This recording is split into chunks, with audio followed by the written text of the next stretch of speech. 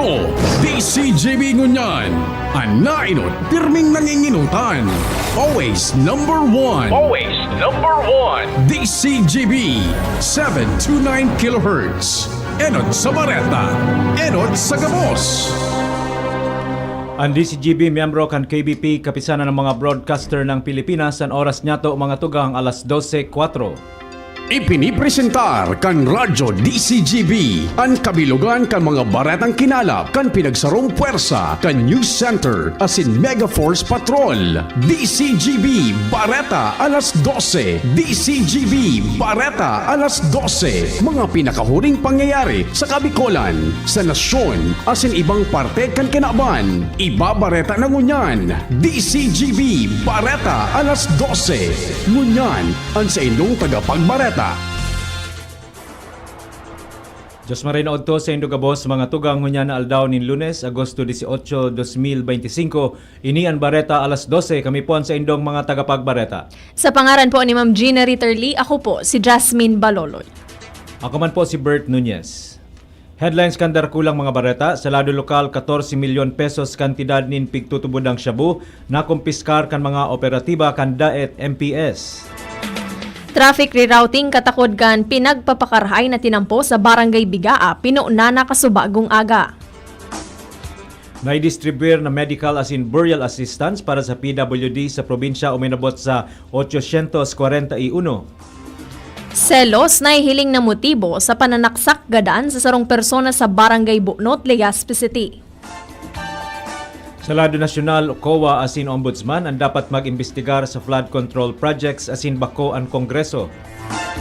Pondo kan DPWH, dakulaon ng marhay kumpara kay ito kung kaya grabe na ang patungan sigun sa dating pamayo kaini. Tanganing maibitaran ang pagtapok kung sain-sain, pigrekomendar ang pagbakal nin basura sa kantidad na 10 pesos kada kilo. 40 billion pesos na pondo sa proposed 2026 national budget. Welcome sa AFP. Sa ibang nasyon, Russian President Vladimir Putin inapudan ang nagkapirang kaalyado matapos ang pakikipaghoron kay US President Donald Trump. Baretang sports, kay Soto balik ensayo na sa Japan matapos ang ACL injury. Iyan po ang headlines ngunyan sa mga detalyes kan mga bareta. Ang baretang ini hatod sa Indukan. Plemex for Kids. Mommies, agapan agad ang ubo at plemang nakabara. Pambatang lagundi. Plemex! Nasa 14 milyon pesos kantidad nin pigtutubod ang shabu ang nakumpiskar kan mga operatiba kan Provincial Police Drug Enforcement Unit, Provincial Intelligence Unit as in DAET Municipal Police Station sa ginibong bypass operation kasubanggi sa Barangay Bagasbas, DAET Camarines Norte, bandang alas 10:35. Sigun sa mga otoridad, nakuha sa mga kukonsiderar na high-value individuals as in high-value targets na sina alias JR as in Ivan, parehong nasa tamang edad ang nasa 2,060 gramo nin pigtutubod ang shabu na pig-estimar na nagkakantidad nin sobra 14 milyon pesos. Naging matrayong po ang operasyon basado sa target intelligence asin sa mahigpit na koordinasyon kan Philippine Drug Enforcement Agency asin iba pang operatiba. Sa ngunyan, hahampangon kan mga suspek ang kasong pagbalgar sa Republic Act 9165 o Uncomprehensive Dangerous Drugs Act of 2002. Ang baretang ini hatod sa Indukan. Artisan Joint Supplement. Bumabagal ang galaw dahil sa joint pain at arthritis. Mag-Artisan. Pinag-iimplementar na kasubagong aga ang traffic rerouting sa Barangay Bigaa, tanganing maibitaran ang magabat na bulos kan trapiko na apektado kan nagpapadagos na pagpakarhay kan tinampo sa lugar. Sigun sa inanunsyo ni Barangay Bigaa punong Barangay Ricardo Arrienda, ang mga magian na bihikulo na papasiring sa Legazpi City ang dapat na mag-agi sa alternatibong ruta sa Barangay Buyuan. Dagdag pa kan opisyal na daiman na binaagong ruta para sa mga bihikulong paluwas sa Legazpi City o ang mga pasiring sa Primer Distrito. Katakod kaini ang rerouting efforts, aktibong pinagmamanihar kan mga barangay tanod kan Barangay Bigaa, mga personahes hali sa DPWH 2nd District Engineering Office, asin miyembros kan Bantay ng Bayan ng Pilipinas hali sa Albay Public Safety and Emergency Management Office. Ang baretang ini hatod sa Indukan. Plemex. Pag may ubo o hika, Plemex agad. Basta lagundi, Plemex. Uminabot na sa 841 medical as in burial assistance ang i-distribuir kan Albay Provincial Persons with Disability Affairs Office o APDAW sa mga Indigent Persons with Disability o PWD sa Albay puun bulan in Pebrero sa ngunya na bulan ngunya na taon. Sigun kay APPDAO Head Aniseta Abion, kompwesto ini nin 773 na medical assistance asin 68 burial assistance. Dagdag pa kan opisyal ang mga PWDs nakaresibi nin 5,000 para sa burial assistance mantang ang kantidad para sa tabang medical basado sa magiging assessment kan social workers. Sinabi pa ni Abion na kung maubot mag-aprobitsar ka na sabing asistensya kay puwan sana magsumitir nin mga dokumento sa arog nin PWD ID, Certificate of Indigency asin dokumentong nagpapatunay nin kabilugan na kantidad nin bayadan sa pagpapahospital o reseta kan mga babakalo na bulong. Apwera kay ni ipig-engganyar kan opisina ang mga PWD sa probinsya ni Albay na magparehistro asin magkuanin ID dahilan ta sa ruini sa mga pinakakaipuhang dokumento para sa nasabing mga asistensya. Ang baretang ini hatod sa Indukan. This news is brought to you by Actimed Quality Generics. Isang pangalan, singbisa ng maraming branded. Actimed Quality Generics. Selos anay hiling na motibo sa likod kan pananaksak gadan sa sarong 42 anyos na lalaki sa Barangay Bunot, Legazpi City. Sigun ini kay Legazpi City Police Station, spokesperson Police Executive Master Sergeant Carlos Panya, kung sa inamid bid ang suspect na si alias Ron. Basado sa impormasyon, pag-abot kan biktima, kaibahan ang dating agum kan suspect sa residensya kaini.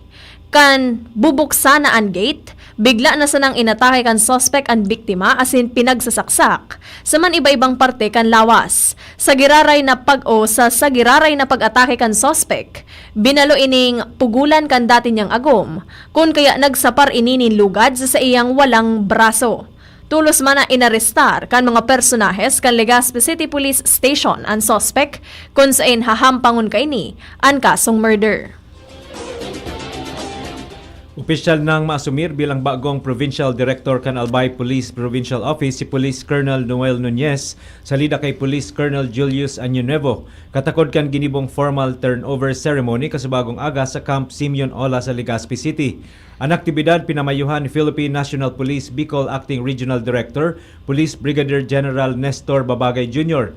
Ang nasabing transisyon sa liderato kan pulisya sa probinsya ang parte kan routine personnel movement kan PNP na may kamawatan na mapakusog ang sa indang operational efficiency asin pagpapalangkaw nin public service delivery sa bilog na rehiyon. Bako kwari ang nasa likod o ang nasa pinakalikod. Kanay eksperyensya ang malalang pagbaha sa Barangay Masarawag, Ginubatan, Albay kan Miyerkules kanakaaging semana. Sigun ini sa ipinahayag ni Albay Governor Noel Rosal sa ginibong media briefing kasubagong aga basado man sa investigasyon kan Provincial Environment and Natural Resources Office as in Provincial Engineering Office. Sigun sa opisyal, bako kausa kan kwari an insidente dahilan tawarang kwari sa nasabing lugar. Alagad tinaawan doon ni Governor Rosal na alagad bako ini ang nagluwas na rason. Padagos man sa giraray na pigi-imbestigaran kan probinsya sa mga barangay kan nasabing munisipyo na grabe ang pagkakwari na posibleng magkausanin peligro, pagbaha o iba pa. Katakod kay ni planong magpadara nin surat kan gobyerno probinsyal, partikular na sa mga nagkakwari na overextracted na ang mga nakukuang mga materyales. Dagdag pa ni Rosal, maninindugan ng probinsya na papapundohon ang operasyon kan mga operators na surusubra ang pagkukwari sa nasabing munisipyo. Pinuuna na ngunya na aldaw kan Albay Electric Cooperative o ALECO ang nakatalaan na tulong aldaw na massive disconnection activity sa nagkapirang lugar sa probinsya. Sigun sa kooperatiba, madurar ini sa God Agosto 20 asin mapadagos sa Agosto 22 ngunya na taon bilang parte kan sa indang espersos na masiguro ang patas na operasyon sa mga miyembros konsumidores. Ngunya na aldaw pinagigibo ini sa man iba-ibang barangay kan Tabaco asin Legazpi City asin Piodoran. Sa aga Agosto 19 gigibuhon ini sa man iba-ibang iba-ibang barangay Kantiwi, Legazpi, asin Ligao. Sa Agosto 20, nakatutok ang kooperatiba sa Santo Domingo, Legazpi, asin Pulangi. Mantang sa ultimong aldaw kaini gigibuhon saman iba-ibang barangay Cantabaco, Legazpi, asin Libon. Dagdag pa kan Aleco basado sa indang patakaran ang mga accounts na may outstanding bills o arrears sa itinagamang panahon an mapuputulan nin supply nin kuryente. Inanunsyo kan Department of Social Welfare and Development o DSWD Bicol na sarado ang ahensya sa Webes, Agosto 21 asin Lunes, Agosto 25 ngunya na taon. Sigun sa ipinaluwas na anunsyo kan DSWD Bicol sa saindang opisyal na Facebook page, basado ini sa Proclamation number 727 na nagtatalaan sa aldaw nin Agosto 21 bilang special non-working holiday para sa komemorasyon kan Ninoy Aquino Day. Mantang sa Agosto 25 naman ang regular holiday bilang selebrasyon ka National Heroes Day. Hagad kan ahensya ang pasensya asin pagsabot sa publiko mantang ipinagpautob an ipig-anunsyo kaini. Arestado kan mga otoridad kan Daraga Municipal Police Station o MPS ang sarong persona sa ginibong gun by bus operation sa Daraga Albay. Sigon sa Daraga MPS, ang suspect na midbid na si alias Antet, 43 anyos na residente ka nasabing munisipyo. Basado sa mga impormasyon na arestar ini matapos na makipagtransaksyon sa sarong poser buyer asin ipabakal ang sarong caliber 45 pistol TM Colt Commander .45 na may serial number na V135927. May naka-insert na magazine asin 7 live ammunitions nin caliber .45 kapalit nin 5,000 pesos na by bust money. Apwera kan badil na kumpiskar man sa suspect ang duwang heat-sealed transparent plastic sachet na pinagtutubod ang shabu asin pigkakarkulong may gabat na 2 gramos na may street value na 13,600 pesos. Pinagtutubodang pinamara na dahon in marijuana na may timbang na 2 gramo asin street value na 240 pesos. Frog paraphernalia, 7 pidasong bala in caliber .45 asin by bust money.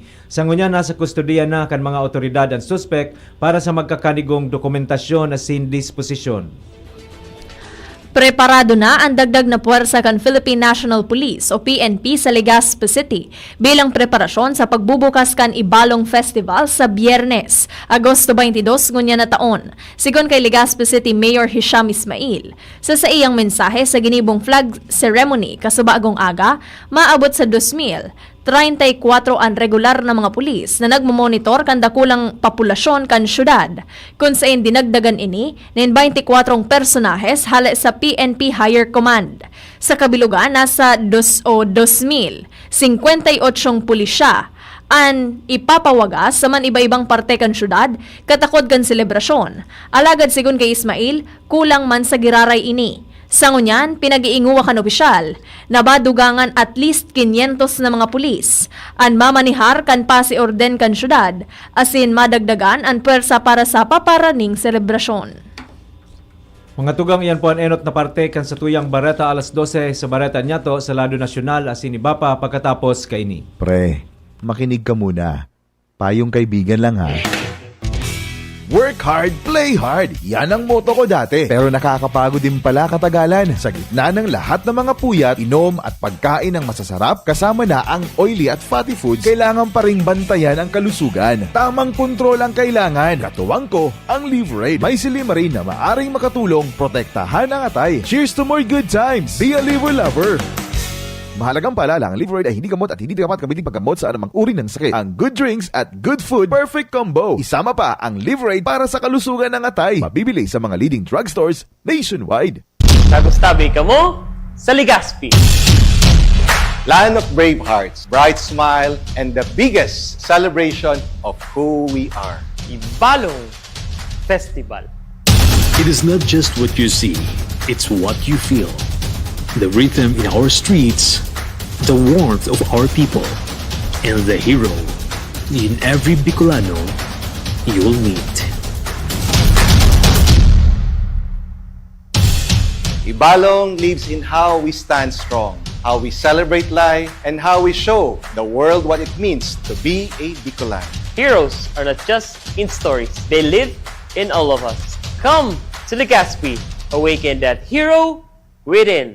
This year's celebration is bigger, brighter, and bolder than ever. Opening fireworks display, Ibalong exhibit, Art vs. Cancer, Shades of Strength, Ibalong Agri Trade Fair, and Beer Plaza. Grand opening parade, Ibalong Festival Boxing Competition, Eucharistic Mass, and Ibalong opening concert. Ibalong Tattoo Expo 2025, First Mayor's Cup Ibalong Festival, Open Karate Do Championship, Derby, First Mayor Hisham Ishmael Airsoft and Speedball Competition, Baile de Ibalong and Dance Showdown 2025, Vocal Warriors Ibalong and Sing Off 2025 auditions. First Ibalong Digital Animation Competition, Beach Volleyball Tournament, Ibalong Festival Grand Jog Fair 2025, Ibalong Band Fest, Battle of the Bands, and Ibalong Golf Tournament. Ibalong Zumba 2025, the first Ibalong Fun Bike and Fun Run, Car and Motor Show, Ibalong Grassroots Dance Sports Tournament, and DMS Medical and Optical Mission, Table Tennis Tournament, and Dragon Boat Invitational Race, Fort Mayon 360 Bike Challenge, Tahanang Tanghalan and Ibalong Football Tournament, Second National Billiards Tournament, Mutianang Ibalong Coronation Night, Vocal Warriors Sing Off Grand Finals, Ibalong Street Dance Competition, First Ibalong Festival Regional Open Pamsay and Kyuguroy, and the Grand Finale. Live Bini Concert. At Opo, Vini is coming to the Gaspi. Kaya, don't miss it! From August 1 to September 6, feel the beat, taste the culture, live the legend, street parades, pageants, concerts, food, and adventure. Ibalong Festival 2025.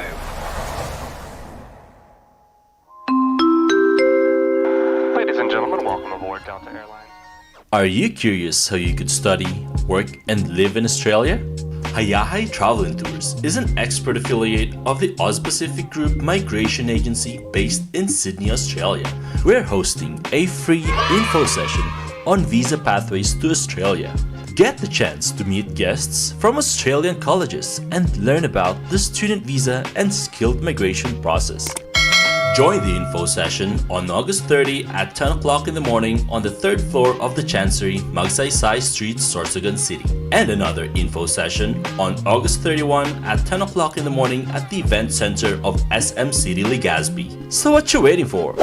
Register now by visiting the Facebook page of Hayahay Travel and Tours. For more information, contact Gina Almaheda Corcuera at 0922-800-9310. May iba't ibang karamdaman ka ba gaya ng high blood pressure, diabetes, sakit sa puso, sa kidney, sa atay, may myoma, na stroke, may gallstones, cancer at marami pang iba? Ang Amazing 4 ng Miracle Health Corporation ang subukan mo. Makakatulong dahil mula ito sa epektibong Amazing Trio at mas lalo pang pinalakas dahil sa Mega 1 na mayroong 21 sangkap. Subok ng nagpapalakas ng immune system at marami na ang mga natulungan na mayroong iba't ibang karamdaman. Huwag nang patagalin pa. At magpakonsulta. Maaaring pumunta kay Doc Joey Bitito sa Barangay 18, Cabangan West, Legazpi City, kaharap lang ng Bangko Sentral ng Pilipinas. O tumawag sa 0998-975-8121 or 0917-853-8933 para sa free consultation sa natural medicine. Mapapanood din ang serbisyong natural, kalusugan at bayanihan sa YouTube channel at sa Facebook page na Doc Joey Bitito. Inihahatid ng PhilHealth ang mas pinalawak na primary healthcare package para sa lahat ng Pilipino. PhilHealth Konsulta. Magparehistro na sa pinakamalapit na konsulta provider para sa inyong health risk screening at konsultasyon. Maaaring maka-avail ng mga gamot at laboratory test batay sa rekomendasyon ng primary care provider. Pumunta sa aming official website www.philhealth.gov.ph para sa mga detalye. Konsulta ka na. Piolo Pascual po. Sa ubo at hika, may Plemex Forte Syrup and bottles. Pero para sa ginhawang kailangan agad, may Plemex Forte Capsule and Blister Pack. Madaling bitbitin, kayang ibulsa. Gawa sa natural na lagundi na tumutunaw at nagpapalabas ng plema. Convenient na, ginhawa pa. Plemex Forte Lagundi and Capsule. Basta Lagundi, Plemex. Easy! Vitex Segundo L is the generic name of Plemex Forte. If symptoms persist, consult your doctor. Balik po kita sa Bareta alas 12 para sa mga detalles kan mga Bareta sa Lado Nasyonal Asini Bapa. Mga independent agency, Arkan Commission on Audit o COA asin Office of the Ombudsman ang dapat na mag-imbestigar sa 590 billion pesos na flood control projects kan gobyerno asin bako ang Kongreso. Sigun kay dating Senate President or Senator Franklin Drilon, sigun kay Drilon ang trabaho kan COA iyo ang siguruhon ang accountability o paninimbagan mantang ang ombudsman iyo ang ahensya na nagpaplantar nin anti-graft cases. Sinabi ni Drilon na mararaot ang kredibilidad kan anuman na pagdangog kan Kongreso dahil sa hiling kan publiko ang mga legislador mismo ang responsable sa project insertion sa national budget. Kung kaya para sa iya, COA asin ombudsman ang mag-imbestigar sa pagtataunin doon sa accountability kung talagang may pagkukulang. Asin para sa reforma, ang NEDA o DepDev asin DBM ang dapat mang-enot digdi. Ang flood control projects, ang saro sa fastest growing item sa national budget. Uminabot sa 346 billion ang alokasyon kaini sa irarom kan 2025 General Appropriations Act asin 224.8 billion pesos naman sa taon 2024. Ang kabilugan iyo ang sobra 590 billion pesos sa duwang taon sana. Mantang pipatunaw man ni Drilon ang mga district engineer sa DPWH dahil sa indang trabaho pareho man sa nakang trabaho kan mga regional directors kan ahensya. Ibinulgar ni dating Department of Public Works and Highways o DPWH Secretary Rogelio Singson na sa laog nin anum na taon, napagserbi niya kay ito nasa 170 billion pesos sa good 180 billion pesos na ang budget kan ahensya. Kaya ipinagngalas niya kung nata puminakol na ang pondo kaini sa mga nakaaging taon sa 200 billion pesos pa itaas. Mientras na sinabi ni Singson na sa gabos na master plan sa flood control project, iyo ang natapos ninda kan pahali na ang administrasyon ni dating Presidente Noynoy Aquino alagad wara ni naghiro kaini. Idinagdag pa niya na importante na i-adaptar kan gobyerno ang pigaapod na Integrated Water Resources Management. Asin dagdag pa ni Singson na istrikto sinda ka ito pag-abot sa mga bidding. Magigirumduman na ipinag-orden ni Presidente Bongbong Marcos ang komprehensibong investigasyon may kinaaraman kan sobra 500 billion pesos na flood control program kan gobyerno. Tanganing maging iba o mabago ang paghiling sa mga basura na pigtatapok na sana kung sain-sain, pigrekomendar ni House Committee on Metro Manila Development Chairperson asin Caloocan City Representative Dean Asistio na bakalon ini ning 10 pesos kada kilo. Sigun kay Asistio, apisar kan pauro-otro na pagiromdom dakul paman giraray ang nagtatapok nin basura sain-sain, apisar kan libreng koleksyon kaini na nagdadara nin pagbaha. Ipinagproponir ni Asistio na pwedeng ang lokal na gobyerno o ang kinontrata kaining mangolekta nin basura ang bumakal nin segregated na basura. Sinabi pa niyang imbes na gumastos ang gobyerno nin dakulang pondo para halion ang pagbarakan mga basura sa mga bulusan nin tubig, mas marhay na magtagama na sana nin budget para sa mga tao na makakatabang na magsolusyon asin magkaigwan nin impact iyo ang mga namamanwaan. Sinabi ni Asistio na makondukta paman giraray nin pagdangog ang sa iyang komite may kinaaraman sa irregularidad sa flood control projects. Apektado ang political as in financial stability ka nasyon kapag dai napanimbag ang mga haralangkaw na opisyal kan gobyerno sa saindang mga pigigibo. Iniyan sinabi ni House Deputy Speaker as in La Union Representative Paulo Ortega kasabay kan pag-welcome niya sa apelasyon kan business groups sa Korte Suprema na irekonsiderar ang desisyon kaini na nagdedeklarar na unconstitutional an impeachment case kontra kay Vice President Sara Duterte. Sigon kay Ortega, ang pangapudan kan Makati Business Club, Management Association of the Philippines, Integrity Initiative as in Justice Reform Initiative, nagpapahiling kan pagkahadit kan publiko sa desisyon kan Korte Suprema.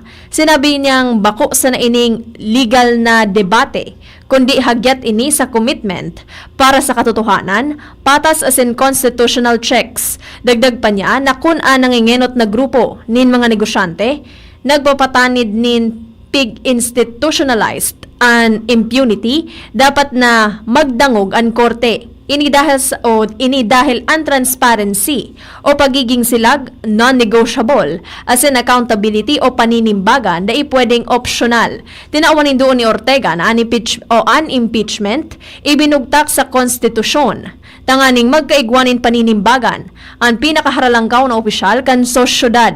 Ang pag-ulang maging sa inisyasyon kan nasabing proseso sa paagi nin legal technicalities nagahali sa publiko kan sa indang right to know as in right to demand answers. Sinabi ni Ortega na ang desisyon kan Korte Suprema may epekto sa estabilidad kan nasyon. Hinagad niya sa Korte Suprema na pag-aadalanin marhay ang naging desisyon kaini as in pabayaan ang proseso tanganing magluwas ang katotohanan.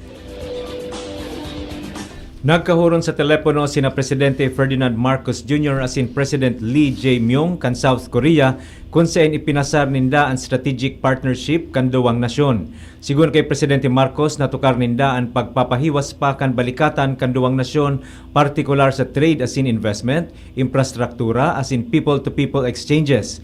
Inoma man ni Presidente Marcos si Lee na nag-asumir sa pwesto kan Hunyo 4 as in siniguro ang sa iyang suporta sa South Korean leader. Nagpahayag manin kaugmahan si Presidente Marcos na mahiling si Lee sa gigibuhon na 2025 Asia-Pacific Economic Cooperation Summit kung saan ang South Korea ang host ngunya na taon. Sa lado man ni Lee, siniguro kainian sa iyang suporta para sa sarong makusog na Association of Southeast Asian Nations o ASEAN-South Korea Engagements. Sa ngunyan puga-puga na ang preparasyon kan Pilipinas sa pag-asumir kaini sa ASEAN Chairmanship sa 2026. Maugmang inako kan Armed Forces of the Philippines o AFP ang 40 billion pesos na nakatagamang pondo para sa propwestong 2026 national budget para sa indang revised modernization program. Sigun kay AFP spokesperson Colonel Francel Margareth Padilla na nasabing pondo bako sa nabasta numero sa papel, kundi patunay nin determinasyon ka nasyon na idepensa ang soberanya sa tao kan nagkukusog na tensyon, partikular na sa West Philippine Sea. Dagdag pa ni Padilla na dakulang tabang ang pondong ini para sa mas makaskas na implementasyon kan Comprehensive Archipelagic Defense Concept na magpapakusog sa kakayahan kan AFP sa dagat, ere as in cyberspace. Sinabi ni Padilla na sisiguruhon kan AFP na ang kada piso sa pondo sa indang gagastusonin may transparency o silag, as in malinaw na kamauotan para mantinidong handa ang puwersa kan nasyon sa pagbantay sa kadagatan, pagdepensa kan teritoryo, as in pagmantinir kan katrangkilohan, as in estabilidad. Sa kabilugan, maabot sa 430.87 billion pesos ang pondo para sa defense sector sa 2026 national budget kung sa 13.72% na mas halanggaw kumpara sa sobra 300 billion pesos na pigtagama kan taong 2025, kaibahan digdi ang 40 billion pesos na nakatagama para sa AFP Modernization Program. Bareta sa ibang nasyon, inapuda ni Russian President Vladimir Putin ang nagkapirang mga kaalyado kaini matapos ang pagtiripon niya o paghilingan ninda ni US President Donald Trump. Kinahoro ni Putin sa telepono sina Belarusian President Alexander Lukashenko asin Kazakhstan President Kassym-Jomart Tokayev. Tinukar ninda ang nagkapirang na paghurunan ninda ni Trump sa Alaska. Inomo kan Kazakhstan President si Putin dahil sa matrayumpo na meeting kaini kay Trump. Enot kaini naghoron si Trump asin Putin para isulong ang ceasefire ninda sa Ukraine. Baretang sports, balik ensayo na si Kai Soto mantang paparahay na gikan sa iyang ACL injury sa iyang walang tuhod. Nagkondukta ininin non-contact training sa Japan matapos na nagkapirang bulan na dai dapat pagkawat. Kan Enero, nagsapar siya nin injury as nagkapirang simana ka ito, nagsairarom ini sa operasyon.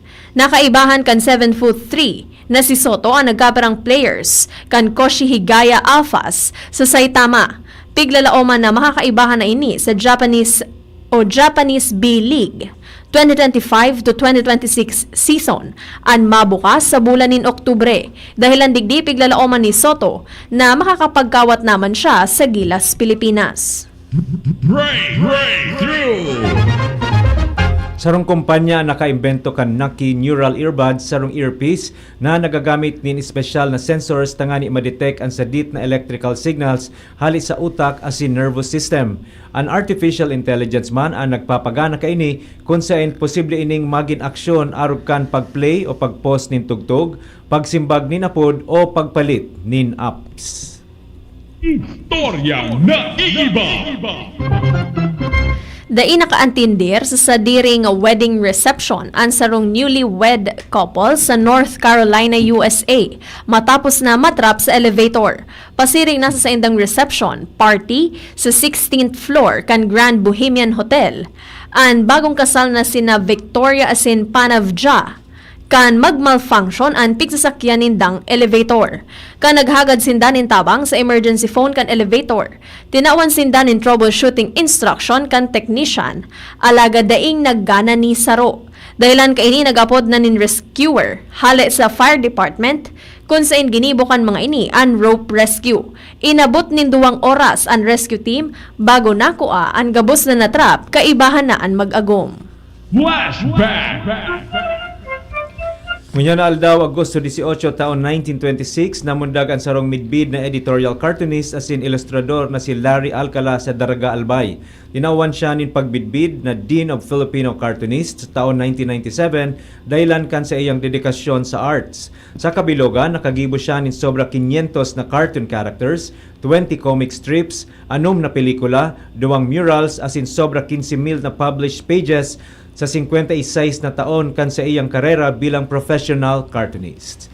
Mga tugang iyan na po ang kabilugan kan sa tuyang alas 12 mga bareta tinipon asin kinalap sa DCGB News Base. Sa pangaran kan mga nagsurat kan bareta na pinamamayuhan kan sa tuyang news manager asin news director Sir Mar de la Cruz kay ba si Miss Nicole Gloriani, social media writers Miss Jenny Matthew Balyaran, Miss Sharon May Leron asin Mr. Jimos Barrios. Sa lado technical katuwang tapo si Sir June Apolis asin si Mr. Jerome Nico Martinez sa tuyang IT. Sa ngaran po kan bilog na tropa kan Megaforce Patrol asin sa pangaran kan mga nag-aantabay sa DCGB News Facebook page, DCGB YouTube channel, DCGB Live app asin sa 729 kHz sa pihitan kan sa indong mga radyo. Kami po ang sa indong mga naging tagapagbareta. Sa pangaran po ni Ma'am Gina Ritterly, ako po si Jasmine Baloloy. Ako man po si Bert Nunez. Abangan po ang masunod na programa Iskaramusa with Miss Angel Mustasa. Always number 1, always DCGB. Bareta, alas 12. Salamat po. Sa indong nadangog ang mga darakulang bareta ngunyan na aldaw.